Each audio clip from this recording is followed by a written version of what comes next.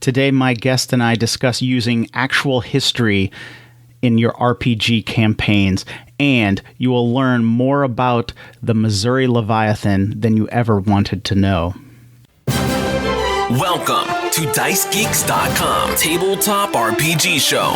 Level up your RPG campaigns by filling yourself with stories and knowledge. Explore topics from archaeology to film history to writing to literature and much, much more. This is DiceGeeks.com Tabletop RPG Show. Hey guys, welcome to the show. My name is Matt, and I am your host. I am the author of the Book of Random Tables, as well as many other RPG resource books. You can find them at DiceGeeks.com, Amazon, and Drive-Thru RPG. It is my pleasure to bring you some cool, interesting, fascinating facts or people each week. I do want to apologize, however, the audio quality this week kind of messed up a little bit here and there. I apologize for that. I apologize to Tristan. We'll just have to get him back on the show. It is still a fun conversation, an interesting show where we discuss using history in your RPG campaigns, as well as the world-renowned Missouri Leviathan. My guest today is the writer behind the Emmy Award-nominated blog Molten Sulfur, Tristan Zimmerman. Tristan, welcome to the show. Well, thanks, Matt. I'm really glad to be here. Yeah, thank you for joining me. This is great. Now, on your blog, you write a lot of articles about historical topics, real historical events, and then how to use those in role-playing games. Can you just tell us, why do you think real history makes a good foundation for an RPG campaign or an RPG session? Yeah, so on the Molten Sulfur blog, every Tuesday I put out a free piece of RPG material drawn from real history or folklore, and every so often real science. Because I genuinely believe that material that is grounded in the real world, grounded in real history, is richer and more vibrant and more human, and that your players can tell the difference, even if they don't know that you're basing this particular event that you're throwing at them in your D&D game or whatever on, the combat of the 30 and the 100 Years' War. That the fundamental richness of that experience will speak to your players, because even though the past is a foreign country, even though people have different priorities and values and ways of thinking across all of human history and all of human geography, that fundamental human experience kind of transcends all of that and speaks to your players, and they get it. Like, they can feel that this is richer and more believable and more fundamentally human and more fun. Kind of the best literature, including genre fiction, draws ultimately on real world inspiration, and usually GMs are drawing on inspiration from literature and genre fiction and movies. Man, just go right to the source. Like, go straight to the stuff that the greats are pulling from, and use it yourself. And your players can tell the difference. Your players will be able to appreciate it. Okay. Now, you mentioned it a little bit, but a lot of times when people talk about history, using history in RPGs, they think maybe you have to be running Call of Cthulhu or a modern game or something like that. But you think that can be done in kind of a Tolkien-esque fantasy of D&D as well? Oh, absolutely. Don't get me wrong. Running modern stuff set in the modern day is super fun. Running stuff that is set in specific historical context, a kind of a historical fiction, is super doable and super fun. But yeah, absolutely. Everything that I write on the blog and in many of my books, I try to write from the perspective that nobody's going to use this directly as written, because what are the odds? I'm writing about something in early 20th century Papua New Guinea. Like, what are the odds that you, the reader, are a GM running a game in early 20th century Papua New Guinea? Of course you're not. And if you are, that's amazing, and I want to meet you. No kidding. The idea is that you take that and you say, oh, well, here's where I can file the serial numbers off and drop this into my campaign. This historical figure that makes this historical event work the stuff that really matters, the stuff that speaks to the audience, whether it's a reader or a player, is stuff that transcends that historical moment. And here's how you can take that person and drop him into your pre-existing campaign and its pre-existing fictional setting. And here's the stuff in this historical moment that really matters, right? That really matters for delivering this interesting fictional or narrative adventure. And here's how you can file the serial numbers off of it and just drop it right in your campaign so everybody can have a super good time. What kind of games do you normally run? So I will cheerfully run just about anything. These days, I'm mostly running indie games because that's kind of where I find that the cutting edge of new ideas in game design is happening.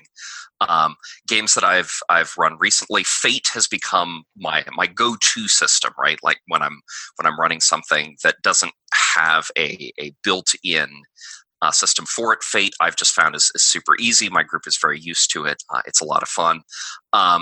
But games that I have run recently, I ran Alas for the Awful Sea, which is a powered by the apocalypse hack set in 19th century, the 19th century Scottish Isles, and it's all about misery and economic deprivation, and there's kind of just enough supernatural sprinkling in there to take it to the next level, and that was super fun.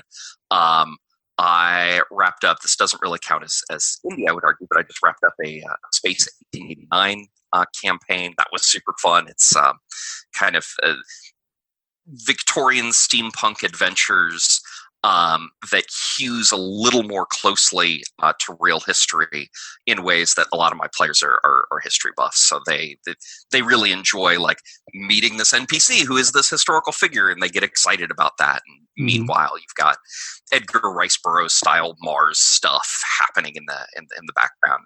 Player characters tracing all of the soul system, and it's a really good time. But yeah, I grew up in standard traditional fantasy, your D&D. Probably the single system I've played the most of is Warrior, Rogue, and Mage. Yeah, I'll cheerfully draw from, play, run anything. Speaking kind of broadly, what kind of started your love of history? Oh, geez, I'm not sure if I have a good origin story there.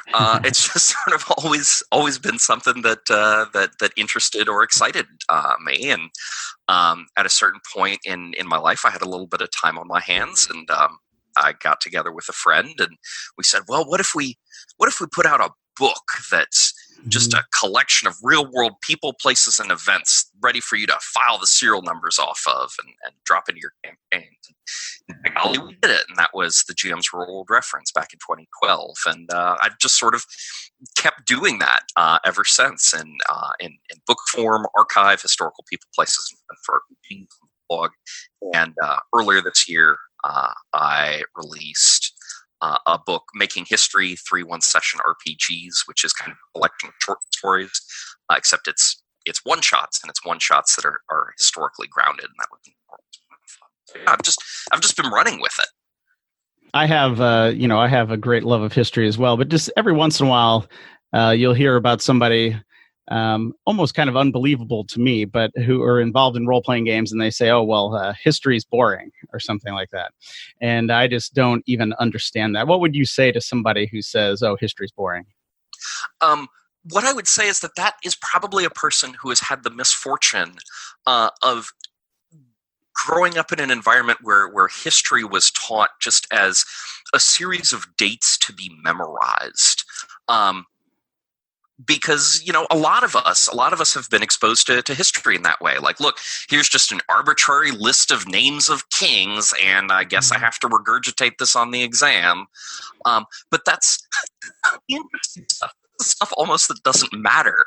The stuff that matters is the narrative, the story, the sequence of events, and and seeing how the events may change, the players may change, but the fundamentals never change. People remain. We're all just folks, right? And seeing the 10,000 different variations of folks being folks, how that can be expressed in 10,000 different situations. That for me, that's where it's at. And everyone who says either, well, history's boring, or history's cool enough, but people are really here for the supernatural element or whatever, right? Yeah, like you have to do history except it's X, and then the X, whether it's occult politics, or but now there's dragons, or but now there's magic. I would argue that the plus X aspect of it, which is usually used as the focus of those sorts of games or systems or settings, can be a great way to add color, can be a great way to add spice to the dish, but making it the central push of the experience does a disservice to the material. And I think you can have a lot more fun if you make the history the focus, and then just use the plus X, the genre fiction element of it, as a leavening agent rather than its primary focus. How long have you been running your blog? So the blog is 2 years old at this point. I've got 6 more months of content in the hopper ready to go, and I'm going to keep doing this bad boy as long as I can. It's an enormous amount of fun. Yeah. I have to say I enjoy seeing those articles come through and reading about some odd things that happen in history here and there. What would you recommend to somebody, say there's a dungeon master out there who's never really used history before? What would you recommend, or how would you, what piece of advice would you give them to start using history in their campaigns? So for me, there's kind of 2 central ways to tackle using history in your games. And there's you have to decide which you want to use up front. Option 1 is you want to run a game that is super historical, right? Like all the dates line up, all the historical figures line up. You want to include Leonardo da Vinci, but you can't because he's in Padua instead of Milan this year. Like there's that way of doing it, and that can be a lot of fun. But that is not for everybody. And then the other way of doing it is just having fun with it, right? Like around inserting little bits of historically inspired material where you want to, and that then has a huge sliding scale of historicity, with most people on the end of historicity, where it's like, no man, I'm running a Dragonlance campaign, but I want to insert something from the War of the Roses here and there. And most people are going to fall there. And if you are in the, hey man, I just want to grab the stuff that's fun and insert it into my campaign, what you really need to do is you need to figure out what kind of material you want to insert, which almost gets at like, what's the central point of your game? If your game is a primarily political game, then you want to insert some political stuff.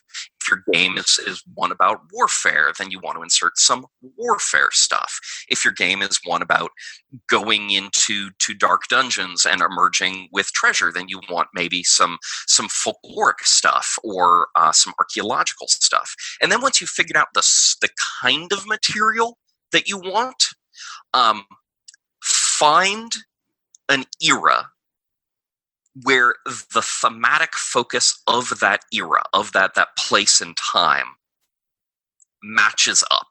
So, for example, if you want political material, you might look at the Byzantine Empire, which was just super political, super intriguey, super backstabby, and you can find a good era really just by around on Wikipedia for half an hour. Go to a page about politics or archaeology or whatever, and just start looking at the examples that Wikipedia is listing. And if you're noticing that, like, hey, these examples are pretty cool, and a lot of the examples that I'm liking come from this particular era, this particular place or moment in time, then boom, you've got it, right? Like, this is what I'm going to draw from.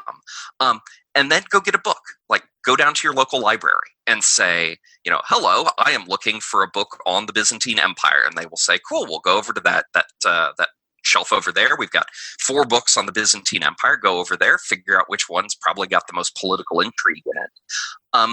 Check it out, bring it home, start looking for cool things. And as you're finding cool things, as you find things that make you excited and say, ooh, that's wild, take some notes, jot it down, file off the serial numbers, say, hey, instead of, the Komnenos family from Byzantine history, this works really great with the Uthmandar family that already exists in my fictional setting. Cool. I am going to have, instead of the Komnenoses getting up to shenanigans, it'll be the Uthmandars, but they're getting up to the same shenanigans. And the Uthmandars are the enemies of my party, so cool. Like, my party's now going to have to deal with these political shenanigans. That's 100% how I would recommend doing it. Like, figure out what it is that you're trying to insert, find a good era, go get a book, read the book, start inserting content. I recommend, in some of my writing and stuff, I recommend that people definitely are reading books, reading history, being kind of involved in that. So then when they run a story, or they run a campaign, they already have kind of this catalog of stories and things in their mind, or incidents in their mind.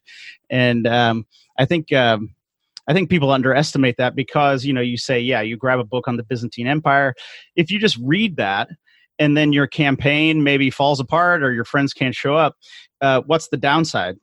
There is no downside. You just learn some very interesting things. You've added a story or incidents to your personality. I think there's just no downside to doing things like that. You publish these articles every Tuesday, and one of them caught my eye. I guess it was a few months back or something like that. So it was about a man who calls himself a fossil showman. And his name is Albert Koch, or was Albert Koch, and his Missouri Leviathan.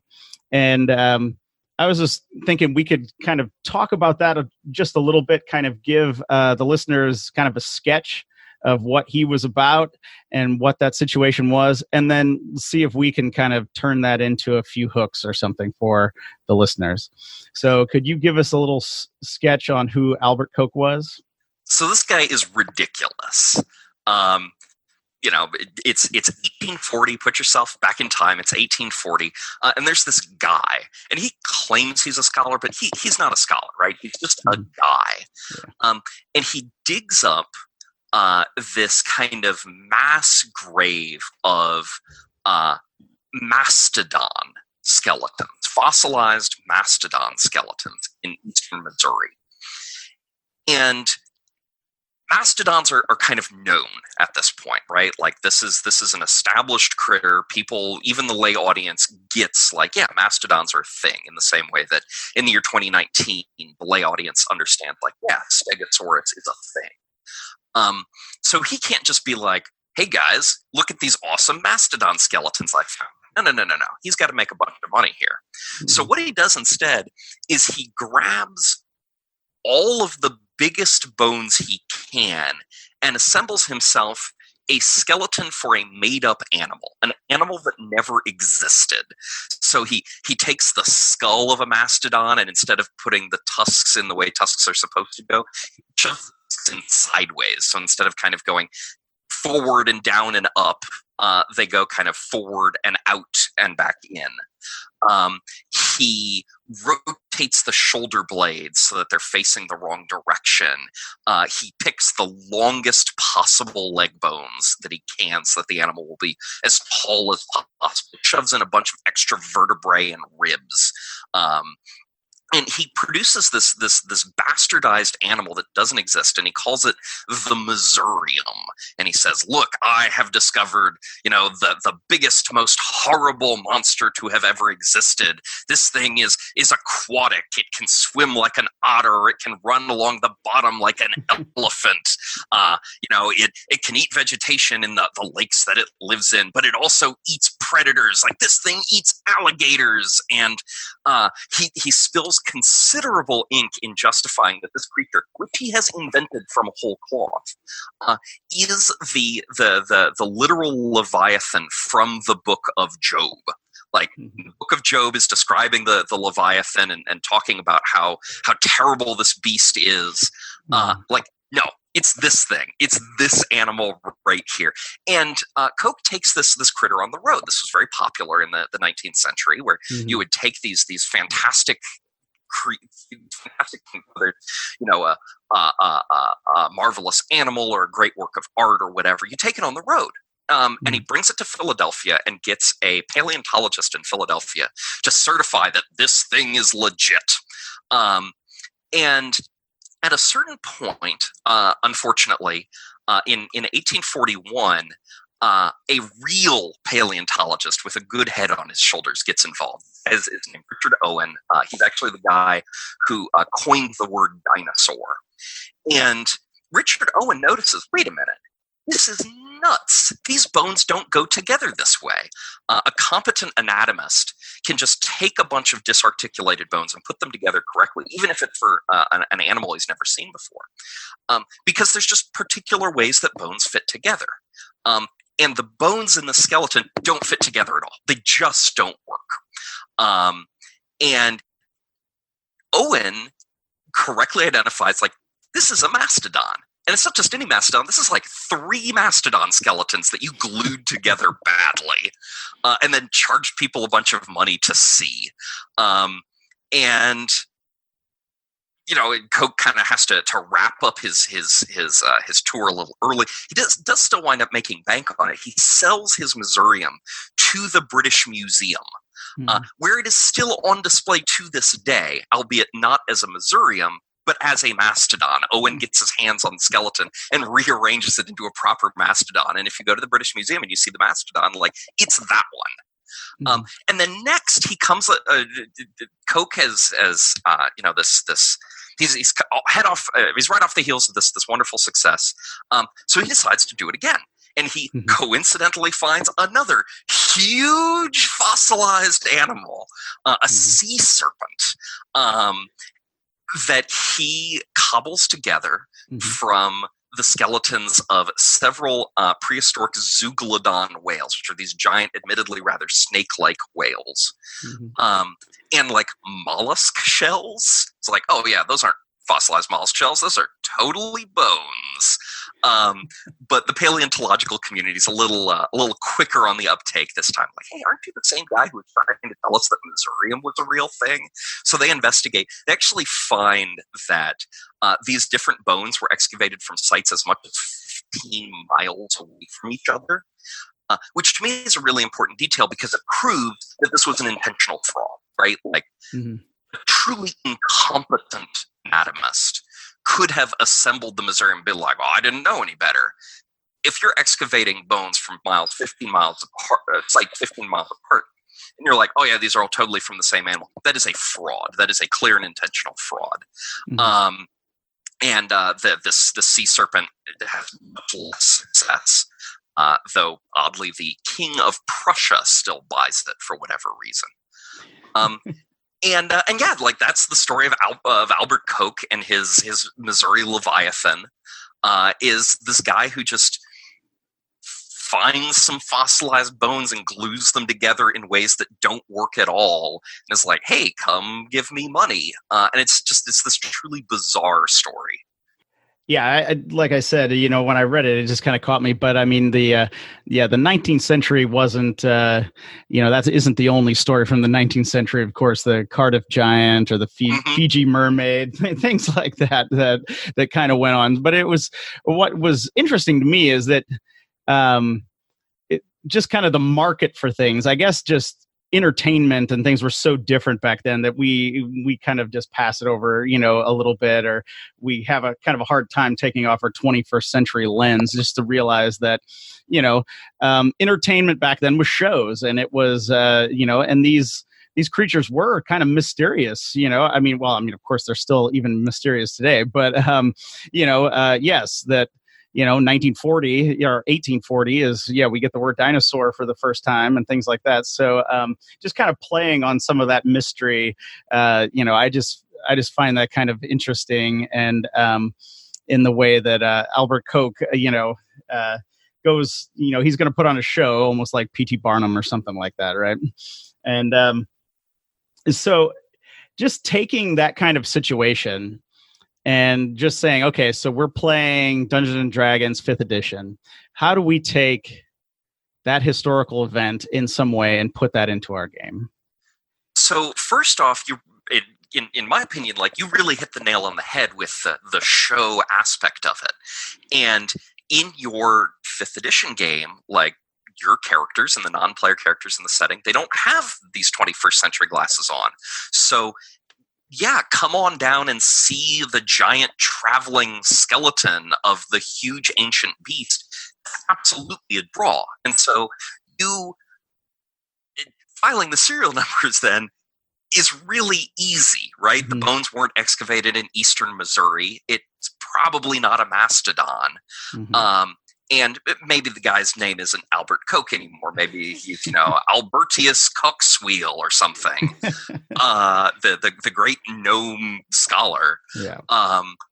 But beyond that, like, yeah, it's ready to go. You have these bones that are dug up, and Albertius Coxwheel gloms them together in ways that anybody from the Council of Mages can tell, like, that's not how bones go together. Like, let me tell you, we have disarticulated some animals for our ritual sacrifices, and this isn't how it goes. But then, cool, so you have this ridiculous premise. How do we make it into an adventure? And an adventure ultimately relies on tension. There needs to be some sort of conflict. And the conflict that's kind of baked in here is a conflict between lies and truth, but also a conflict between Dr. Richard Owen and Albert Koch. And so you could have a quest giver type NPC if you're running a very traditional 5e game with quest givers telling you what to do and so forth. You have a Dr. Richard Owen type quest giver, Ricardio Owansus or actually something, that setting. It's like, man, I don't think that's real.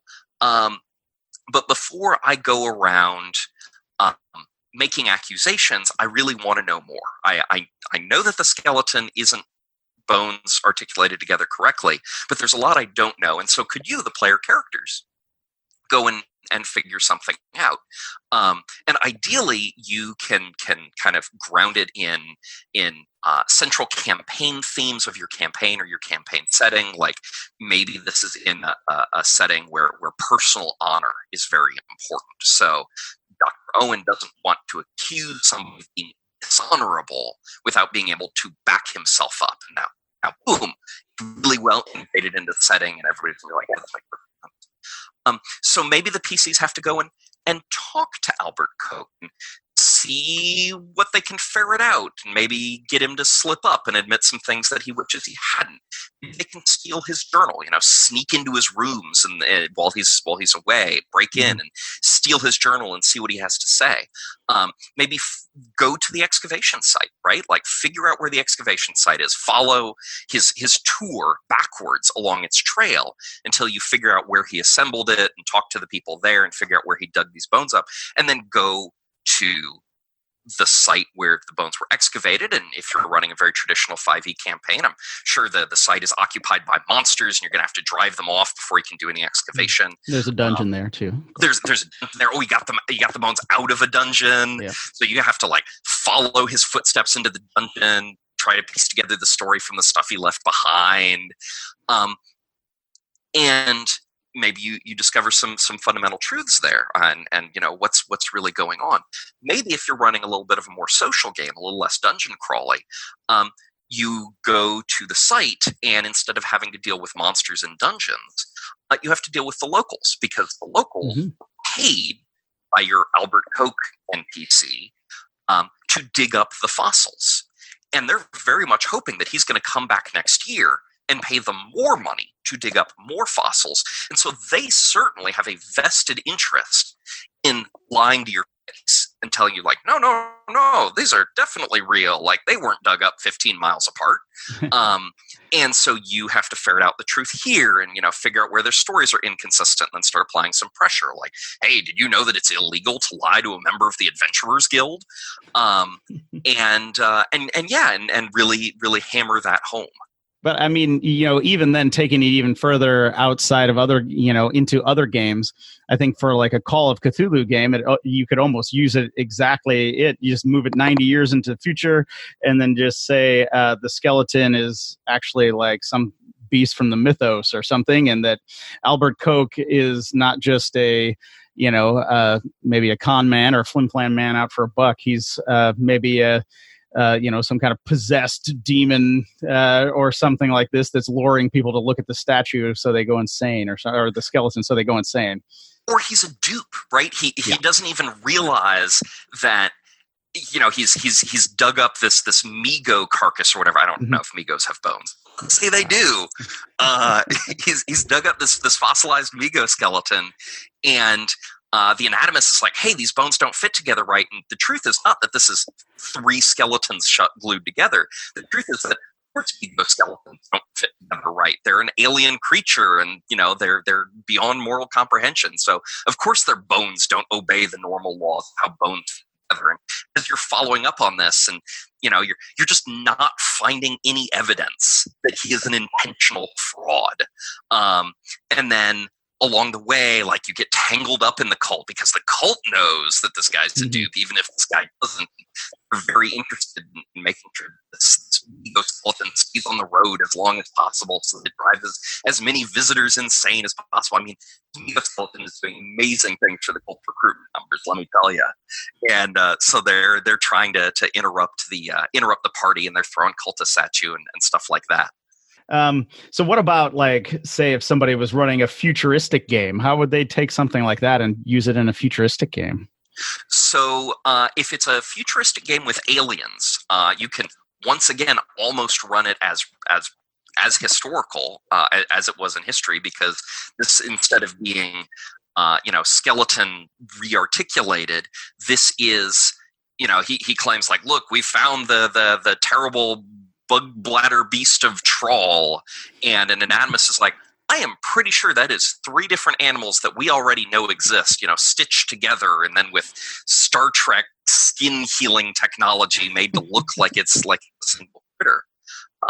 So yeah, you can absolutely run it like that. One of the things I think that we as RPG and genre fiction aficionados are sometimes a little reluctant to admit is that a lot of genre fiction is pretty interchangeable, right? Like you take the magic out and slap some rivets on, and all of a sudden it's science fiction.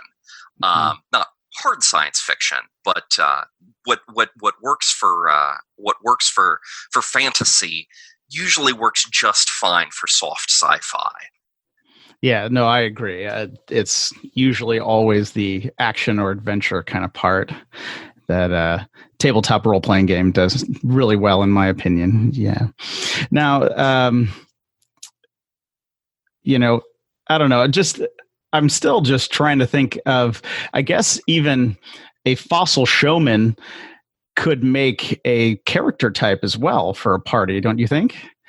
Totally could, particularly if he's one who's with the, like, if it's kind of a tour of the realm style campaign where everybody's traveling around, getting involved in quests and killing monsters. Like a party member who's in it not to save the world, but rather is in it to, oh great, we've killed the beholder, thank you very much. You mind if I just take the skull? Like, no, I don't need anything from his treasure hoard. Just the skull, thank you. Now I can glue it on to the skeleton as the Behir we killed last week. And, look at this skeleton. Like, I will become super rich when it starts touring. And, he's his brother back in town. Yeah. The player character provides the skeletons, the brother provides the showmanship, and by their powers combined, they are always rolling in cash. Yeah, no, that would definitely. I think that would definitely be a fun concept. Now, Tristan, it has been my pleasure to have you on the show today. I will link up your blog and your books in the show notes. Thank you. That's very kind. No problem. So again, thank you for being on the show today. My pleasure. Okay, guys, thanks for listening to the interview with Tristan today. I hope you enjoyed it. Again, I apologize for some of the audio quality issues that we had. As I mentioned, I have linked to Tristan's blog as well as to some of the books he has written. They are in the show notes. You can find them at dicegeeks.com. And as always, if you want something free, go to dicegeeks.com/free and you will get 10 dungeon maps that you can use in your RPG sessions. And as an added bonus, you will never miss an episode of this show. Also, if you could like, subscribe, and review the show, that would be just simply amazing. Those things help the show immensely, and I would appreciate anybody who takes even just a little bit of their time to do that. So, until next time, keep gaming.